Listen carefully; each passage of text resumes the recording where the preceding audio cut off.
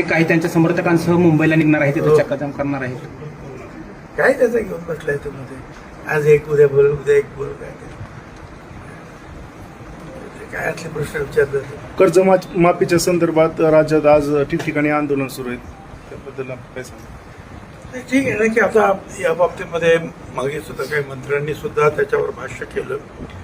स्वतः मुख्यमंत्र्यांनी सुद्धा त्याबद्दल बोलले की योग्य वेळेला आम्ही ती कर्जमाफी करणार आहोत. कर्जमाफी करणार आहेत म्हटल्यानंतर लोकांना वाटतं की ताबडतोब ते करावी आणि मग त्याबद्दल त्या मागण्या सुरू होत आहेत. परंतु मुख्यमंत्र्यांनी ज्या अर्थी स्वतः सांगितलेलं आहे त्या अर्थी योग्य वेळेला ती कर्जमाफी केली जाईल. दोन्ही राष्ट्रवादी एकत्र येण्याची चर्चा सुरू.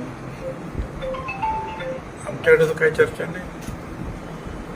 तुमच्याकडे कोणी काय बोललं असेल तर सांगा मला. कोण कोण एकत्र येते, काय येते? आमच्यापेक्षा कधी कधी मीडियाला जास्त माहिती असते.